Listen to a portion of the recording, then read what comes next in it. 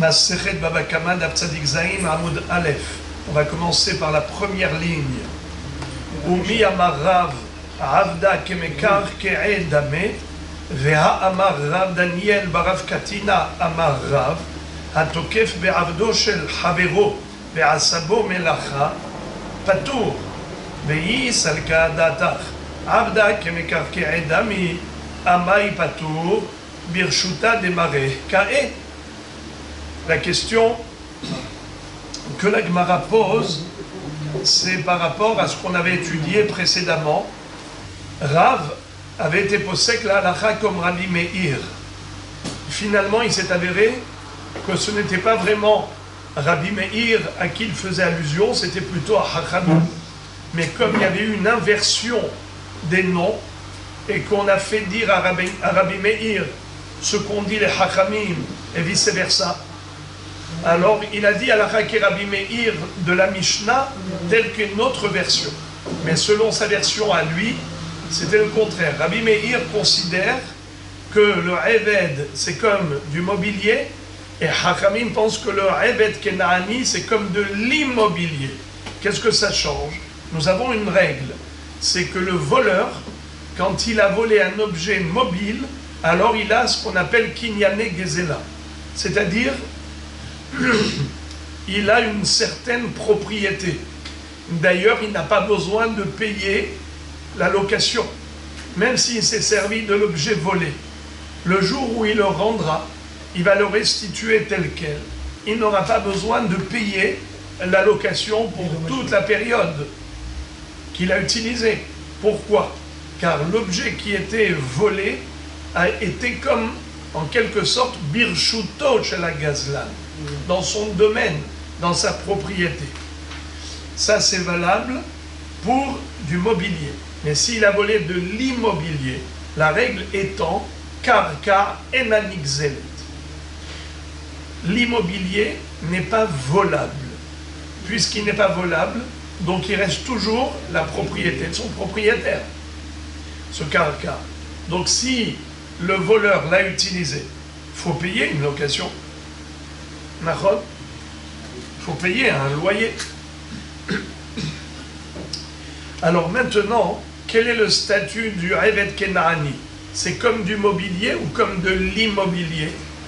On avait dit que c'était une mahloket entre Rabbi Meir et Hachamim. Selon la version de Rav, qu'est-ce que pense Hachamim? Que le Eved Kenaani, c'est comme l'immobilier. Et de la même façon que Karka enanixelet, ainsi le Eved Kenaani n'est pas nixal. Quelle était l'incidence? L'incidence était la transformation. Shinui connaît, c'est seulement par rapport à un objet mobile, mais un objet immobile comme le Karka qui n'est pas volable, même s'il a subi une transformation, ce Karka, entre les mains du gazlan, ce n'est pas pour autant que le gazlan va devenir acquéreur. Pour un objet mobile, s'il y a eu transformation, par exemple, il a volé du bois, il en a fait un meuble, eh bien, il garde le meuble, il paye le prix du bois, le prix initial. Ce qui n'est pas le cas du karka. Le karka reste toujours dans le domaine de son propriétaire. Même s'il a subi des transformations, il reste à son propriétaire. C'est la raison pour laquelle, pour les avadim, Hachamim disent que le Eved Kenaani, c'est comme le karka, et donc même s'il a volé quand il était jeune, il avait 20 ans, et que maintenant le voleur le rend à l'âge de 80 ans, donc il a subi une transformation, transition jeunesse-vieillesse, évidemment que c'est une transformation physique, malgré tout, il peut lui dire, selon Hachamim, Hare shelcha lefanecha. D'accord? Rabbi Meir dans la Mishnah, mais dans la Braïta, c'est Hachamim qui dit ça. Hare shelcha lefanecha. Pourquoi? C'est comme un karka. C'est ton karka qui a vieilli. C'est ton Eved Kenaani qui a vieilli. Eh bien, c'est à toi. Il était à toi, il est à toi, il sera à toi. Hare shelcha lefanecha. Il n'y a pas de kinyan par le shinui, parce que ce n'est pas du mobilier, c'est comme de l'immobilier, selon Rav, qui a été posek la halakha ainsi. Mais la Gemara dit, mais Rav se contredit. car d'autre part, Rav lui-même aurait dit, à propos d'un Eved Kenaani, que c'est comme un objet mobile et pas comme un karka. Par rapport à quoi il a dit ça? Regardez la première ligne. Umi amar Rav Avda kemekarke edami. Est-ce que Rav aurait dit qu'un Eved Kenaani c'est comme un karka? Ve'amar Rav Daniel Rav Katina amar Rav atokef be'avdo shel havero ve'asabo melacha patur. Rav a dit que celui qui a volé le Eved de son Haver, le Eved Kenaani de son Haver, et il a fait travailler, il a soumis à son service, Patour, il n'a pas besoin de payer pour une location de Eved Kenaani. Normalement, la main-d'œuvre, ça a un coût, ça a un prix.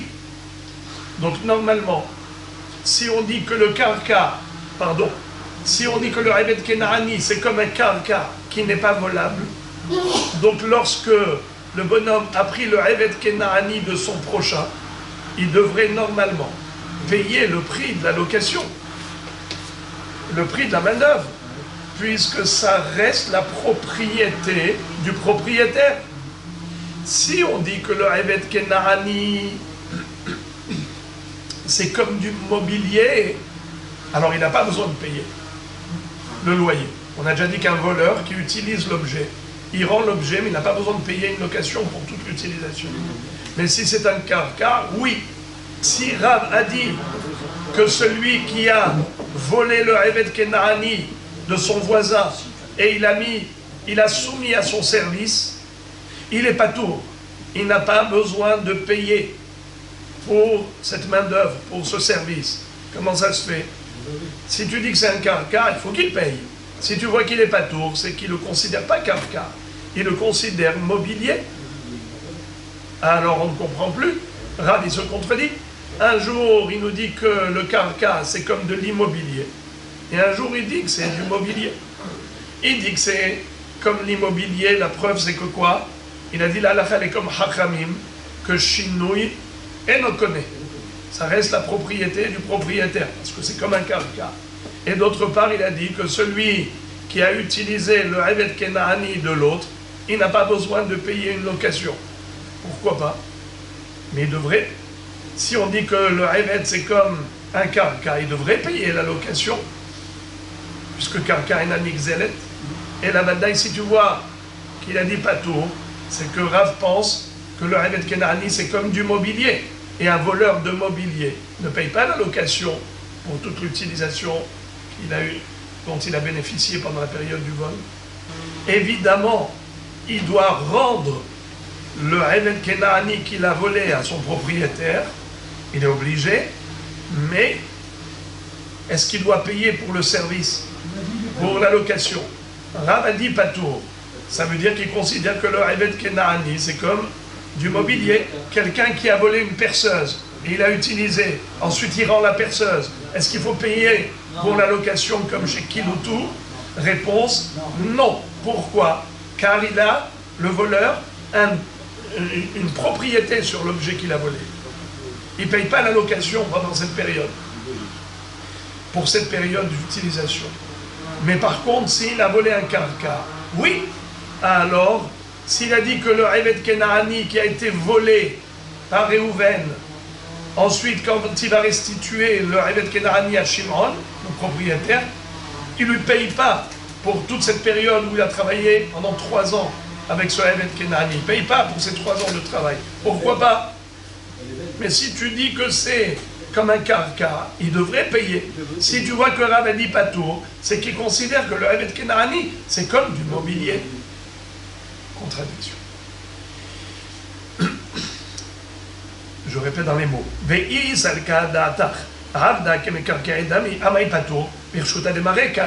Pourquoi il n'est pas tout?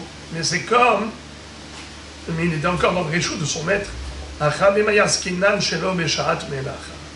Ici, il faut dire que il a utilisé, c'est vrai que c'est comme un karka, et normalement il aurait dû payer une location, puisque le karka est un excellent.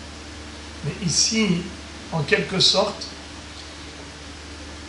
le propriétaire n'a rien perdu. C'est-à-dire qu'il a utilisé, mais à quel moment? À un moment où, de toutes les façons, le propriétaire ne le faisait pas travailler.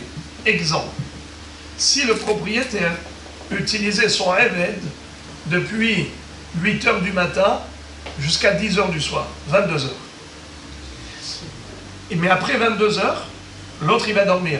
Qu'est-ce qu'a fait le voisin? Il a attrapé le Eved à 22 heures, il l'a obligé à travailler chez lui. Est-ce qu'il a fait perdre le propriétaire? Non. Pourquoi? Car de toutes les façons, il ne travaillait pas chez le propriétaire à ce moment-là. Donc il n'a pas besoin de lui payer une location. Vu que, de toutes les façons, il ne travaillait pas chez lui dans ces heures-ci. Alors, la Gemara dit, Behemet, c'est un karka, c'est considéré comme un karka. Et normalement, il aurait dû payer une location. Mais c'est seulement si ça avait, pour le propriétaire, une signification financière. C'est-à-dire que le Eved, il vaut de l'argent à ce moment-là quand il lui a pris. Mais à ce moment-là, il ne vaut pas de l'argent, puisque de toute façon, il ne faisait pas travailler, il allait dormir. Donc lorsque l'autre l'a utilisé, il ne lui a pas pris de l'argent. De toute façon, il n'utilise pas à ce moment-là. Voilà pourquoi il n'est pas tout. Donc Bémet, c'est un statut de karka. Alors pourquoi il ne paye pas? Parce que ce n'était pas dans des heures de travail. Chez l'homme et Sha'at Melach. La Gemara, pour prouver et appuyer cette idée, elle nous cite une histoire qui a déjà l'ahlé Rabbi Abba, les maris Barmar.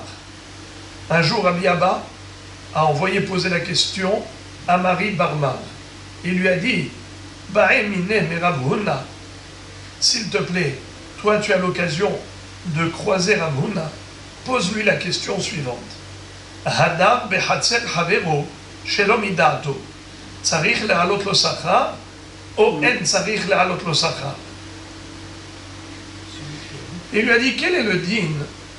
Pose-lui la question à Rav Huna, quel est le din si par exemple Réhouven a squatté la maison de Shimon? Est-ce qu'il doit lui payer un loyer ou pas? Hadar behatzer havero shelo midato, tzarich le'alot lo sachar, ou en tzarich shalhu leh eno tzarich le'alot lo sachar. Il lui a dit, ce n'est pas la peine qu'il paye une location. Alors, la Gemara dit, donc pareil, là aussi, de la même façon que pour la maison, il ne paye pas, le squatteur ne paye pas une location, ainsi le Eved Kenaani qui ressemble au karka, qui a été utilisé dans des heures qui ne sont pas des heures de travail, il ne paye pas de location. D'accord? Quel rapport avec la maison et pourquoi il ne paye pas? La maison, elle est passive. Mais normalement, il devrait payer. Dans les veilles, il travaille, il y a action. Mais ça revient en même. Ça, c'est une maison, ça, c'est un Eved. La réponse, Rashi nous dit que dans le Perek Bet, d'Afkaf Aleph, on a déjà dit qu'il s'agit de Hatzer de Lokaimale Agra. Qu'est-ce que ça veut dire Hatzer de Lokaimale Agra? C'est-à-dire qu'il existe deux catégories de biens immobiliers. Première catégorie, c'est un bien immobilier qui est destiné à la location. Il y a des investisseurs qui achètent que pour relouer. C'est comme ça qu'ils ont l'usufruit. Mais il y en a qui ferment leur appartement. Ils habitent Natania. Et ils ferment leur appartement. Et ils n'ont pas l'intention de louer. Ils n'ont pas besoin. Et ils ne louent pas. Ça s'appelle Hatzer Delo Kaimale Agra. Une cour qui n'est pas réservée à la location.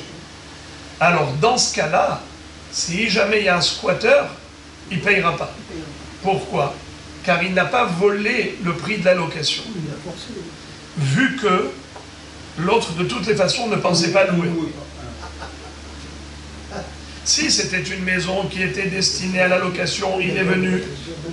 Alors, dans ce cas-là, quand il a squatté, il lui a fait perdre une location. En effet, il paye. Mais sinon, non. Comment ça s'appelle en hébreu? Zenehene Vezelo Haser. Celui-là, il profite, et celui-là n'a rien perdu. Celui-ci profite, et l'autre n'a rien perdu. Alors, l'agma, j'ai entendu, il payera que ça.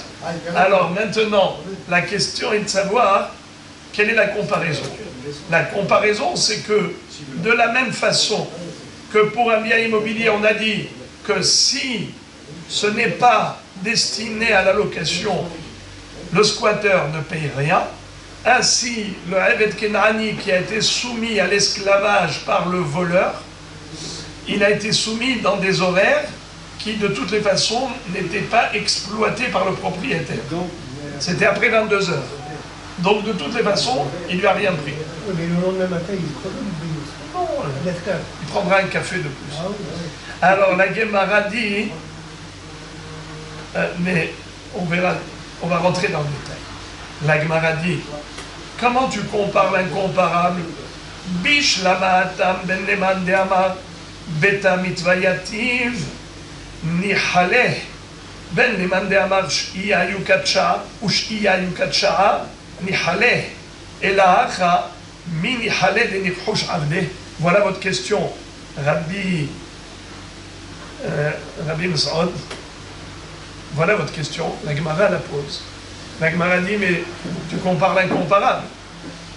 Au niveau du bien immobilier, la raison pour laquelle il ne paye pas une location, dans un cas où Zenehene Vezelo Haser, il y en a un qui profite et l'autre qui n'a rien perdu, mais pas seulement qui n'a rien perdu, il a gagné du squattage.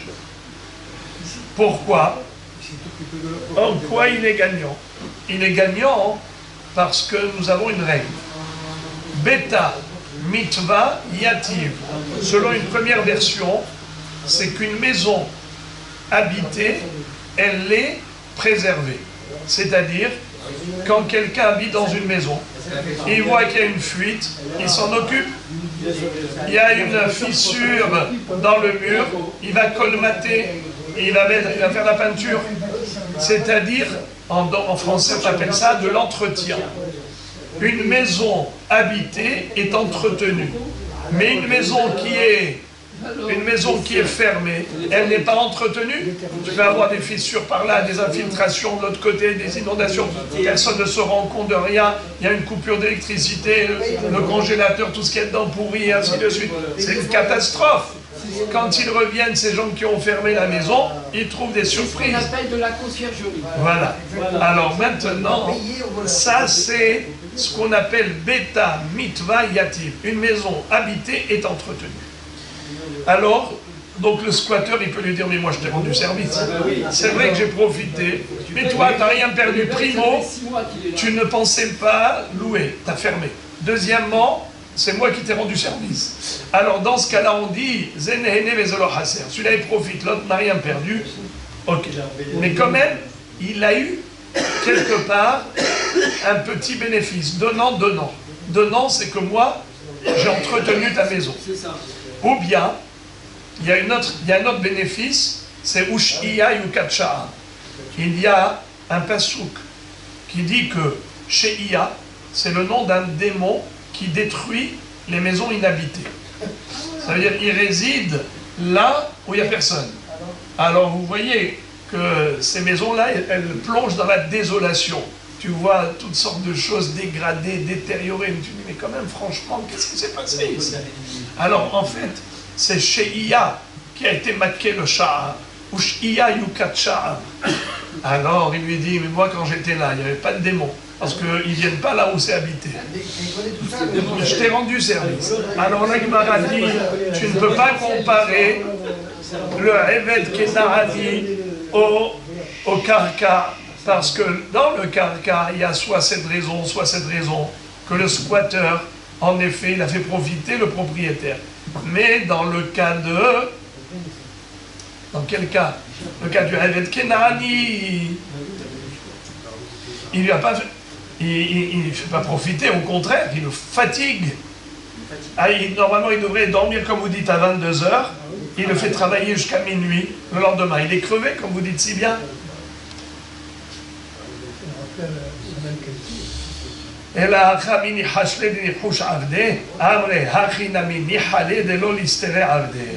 que ça veut dire? En fait, le propriétaire, d'autre part, il est content, entre guillemets, parce que son Eved Kenani ne perd pas la main du travail. L'autre, il lui donne encore plus de travail, donc il l'habitue à beaucoup travailler. Donc il éduque. Ouais, ça veut dire que... Et la Gemara raconte une histoire. Berab Yosef Bar Hama. Donc vous avez compris la comparaison. Eved Kenani Karka. Un Eved Kenani qui travaille dans des heures qui ne sont pas des heures de travail, alors le voleur du Eved Kenani n'a pas besoin de payer une location. Il doit le rendre, le Eved tel quel, mais il ne paye pas la location. Pourquoi? Celui-là a profité, mais l'autre n'a rien perdu. Parce que ce n'était pas des heures de travail. Exactement comme pour le Karka, qui n'était pas destiné à la location, c'était une maison fermée, le squatteur n'a pas besoin de payer une location. Qu'est-ce que tu vas me dire? Oui, mais pour le Karka, le propriétaire est bénéficiaire de l'entretien et protection par rapport aux démons. Il dit, ben là aussi, le propriétaire est bénéficiaire par rapport à l'habitude de travailler, que l'autre ne perd pas la main. Ok. La Gemara raconte à ce propos une histoire. Berab Yosef Bar Hama, Havut Akif Avde de Inche, de Masik Beuzouze, de Avde Beu Melacha. Amar le Rabba Bere, Maïtama Abid Marachi. C'est-à-dire, Rabbi Yosef Bar Hama, dans sa famille, lorsque les gens prêtaient de l'argent, ils prenaient le Eved Kenani comme gage pour le remboursement. Je répète,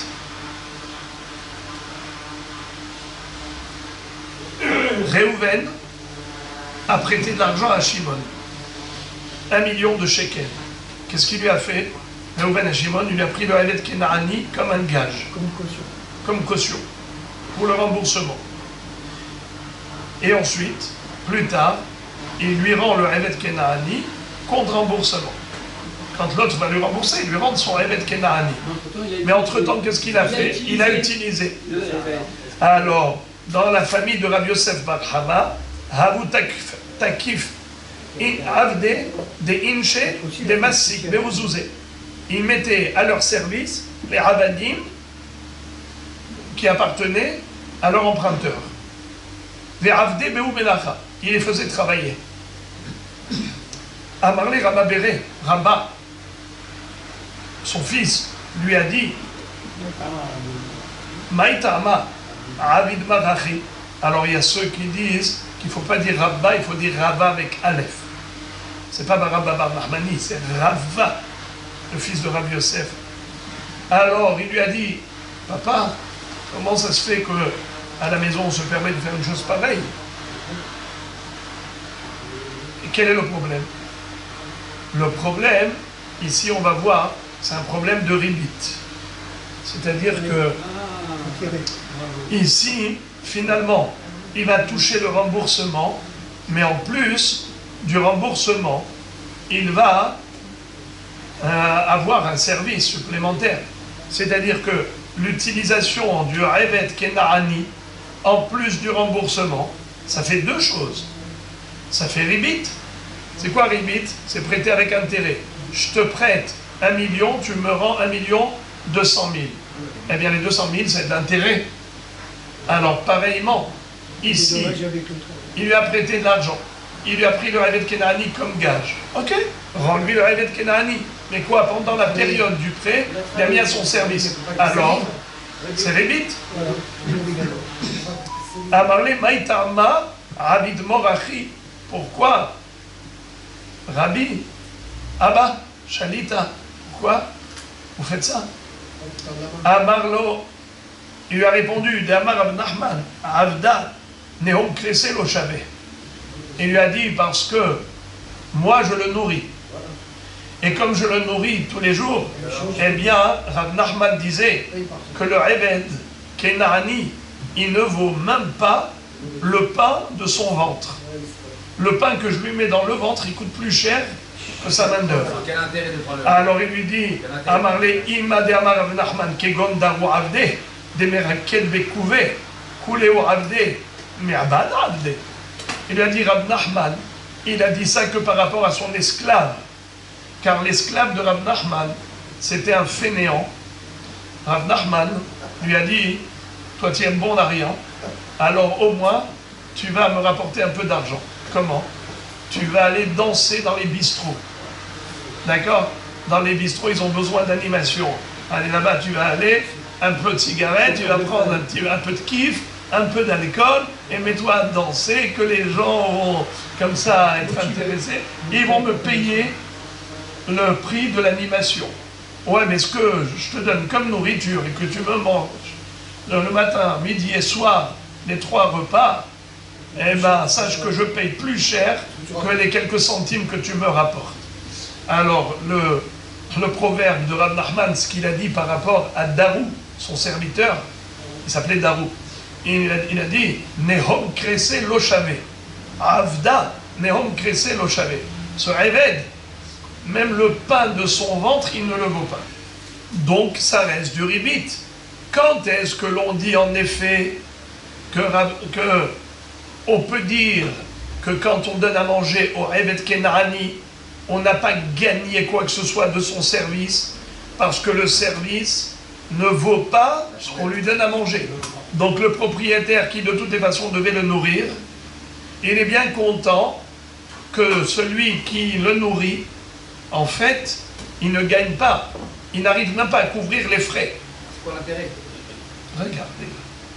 Donc, ce Eved Kenani, ce genre de Eved Kenani comme celui de Rav Nachman, en effet, n'avait pas d'intérêt pour le propriétaire, pour Rav Nachman.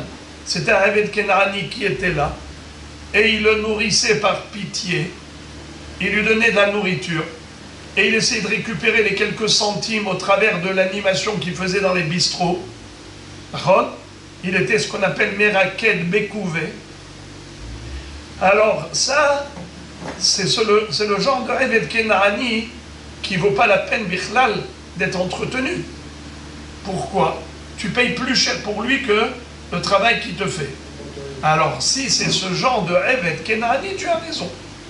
En effet, dans ce cas, on va dire que c'est pas du ribit. Pourquoi c'est pas du ribit? Parce que c'est qui gagne, c'est plutôt le propriétaire qui gagne, c'est pas lui qui gagne. Lui, il perd. Il paye plus cher pour le nourrir que ce qu'il lui rapporte. Donc il n'y a pas de ribit. Il lui a dit, c'est seulement ce genre de Eved Kenani qui est un fainéant, vaurien, bon à rien, d'accord? Mais ce Eved que nous avons ici, c'est pas ce genre de Eved, c'est un Eved normal. Un Eved normal, quand il travaille bien, il produit plus que les repas qu'on lui donne, évidemment. Alors, c'est du ribit.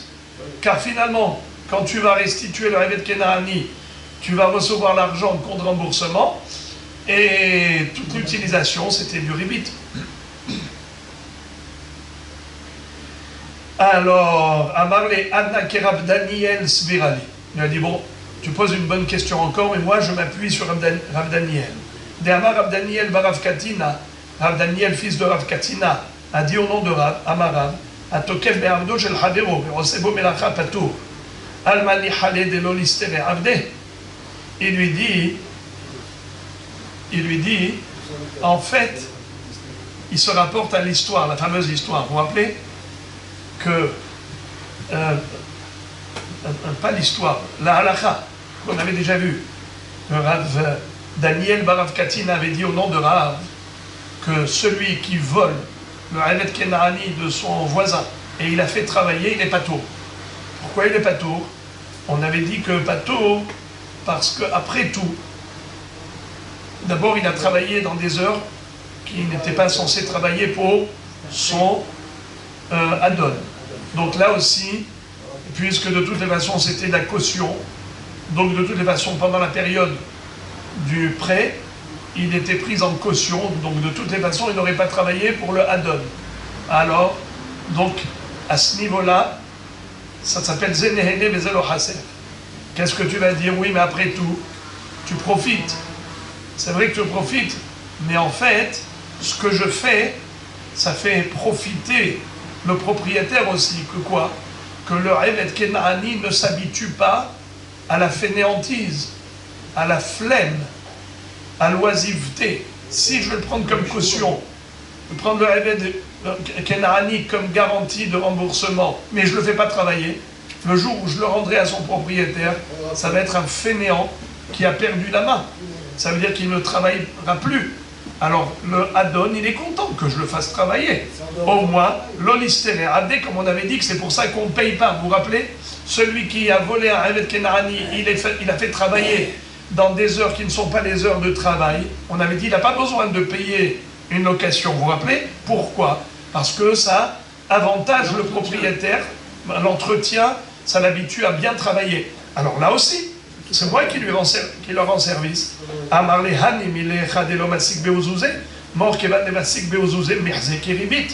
Il lui a dit, c'est vrai dans l'absolu, mais dans votre cas, vous, papa, eh ben, tu donnes l'impression de prendre du ribit. Pourquoi? Étant donné que tu leur as prêté de l'argent, tu as prêté de l'argent au propriétaire du Eved Kenaani, et après tu utilises le Eved Kenaani, et après tu vas encaisser aussi le remboursement quand tu vas rendre le Eved Kenaani. Donc les gens vont dire, il a encaissé le remboursement et il a profité pendant toutes ces années d'un travail gratuit. Alors de quoi ça a l'air pour les gens? Ribit, les gens ne sont pas censés savoir, premièrement, que puisque de toutes les façons il ne travaillait pas chez son propriétaire, donc ce n'est pas du ribit, et deuxièmement, que le fait de l'habituer à travailler, c'est un bienfait pour le propriétaire. Les gens, pour eux, eh ben, tu le fais travailler, tu profites, point, la ligne. Pour eux, c'est du ribit pur et dur. Alors, il y a un mar'it aïn très grave dans l'histoire. C'est donner un très mauvais exemple, donner l'impression qu'on fait ribit. La Avera, pareil, c'est très grave.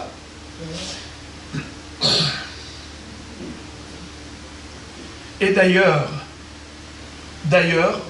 il lui amène une preuve comme quoi il existe une notion de mar'it aïn pour le ribit par rapport à un karka. Regardez. De Amar Rav Yosef bar Manyumi Amar Rav Nachman, Afalpi Shabru, Adam bechatzet Havero shelo midato, En tzarich le'alot lo sachar, il va ou bedam bechatzet Havero, tzarich le'alot lo sachar. Il est écrit que celui qui a squatté la maison de son prochain, et une maison qui n'était pas destinée à la location, il n'a pas besoin de payer. Vous vous rappelez?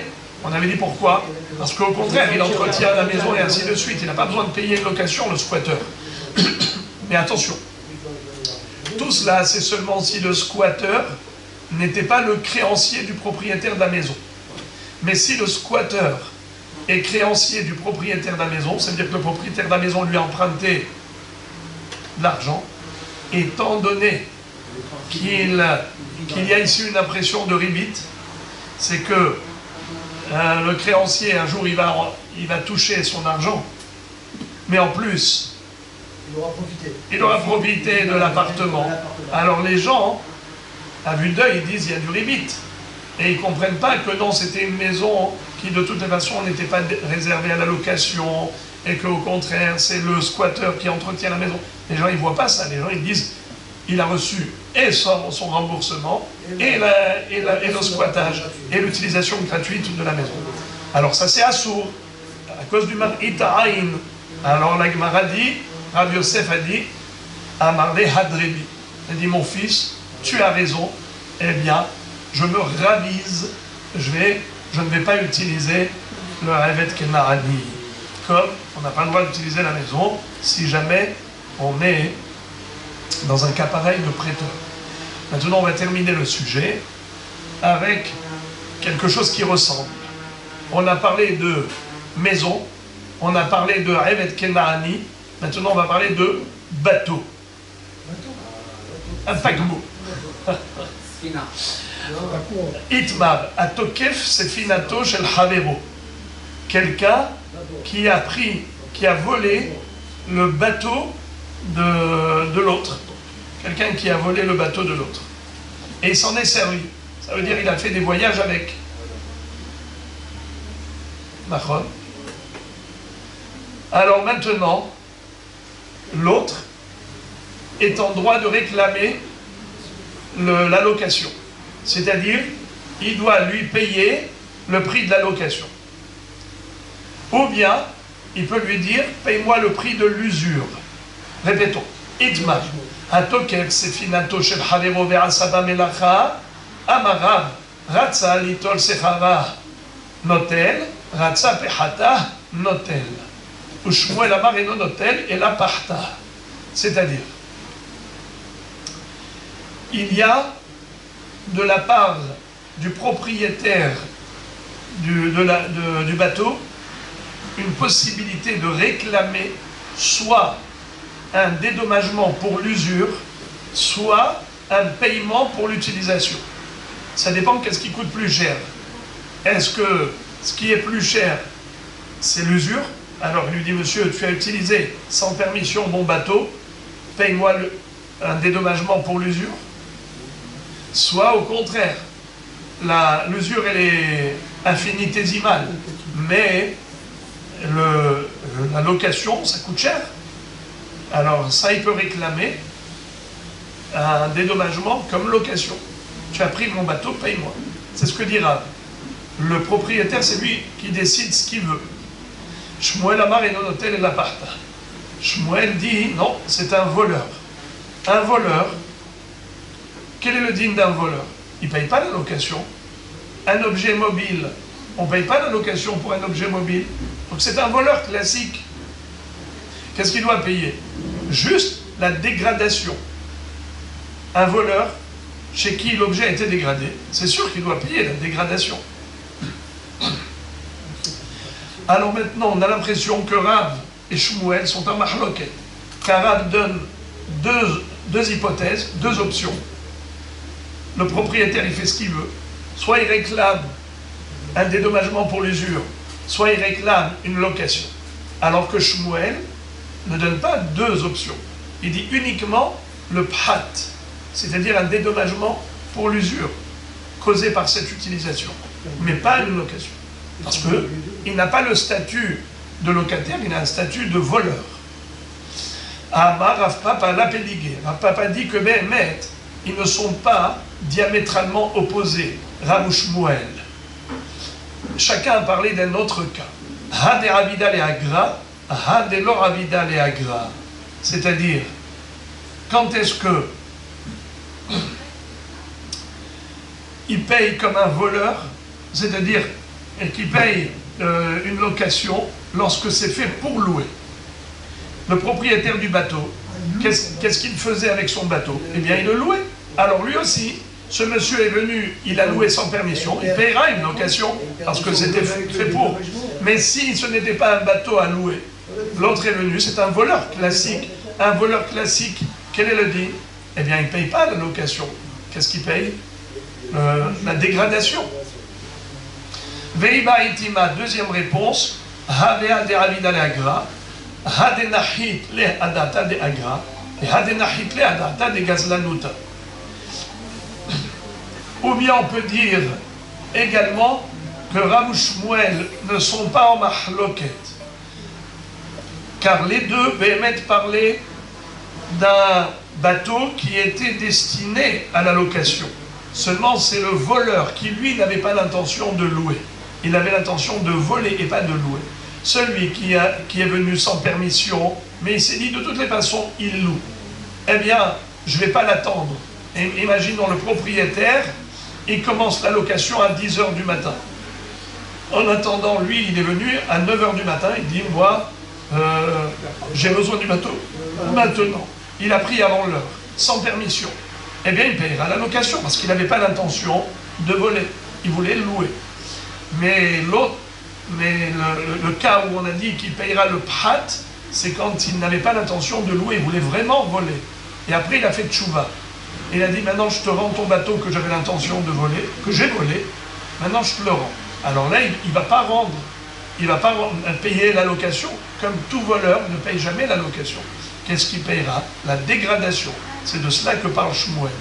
Donc Shmuel, il parle de quelqu'un qui est venu avec l'intention de voler, et Rav, il parle de quelqu'un qui est venu avec l'intention de louer.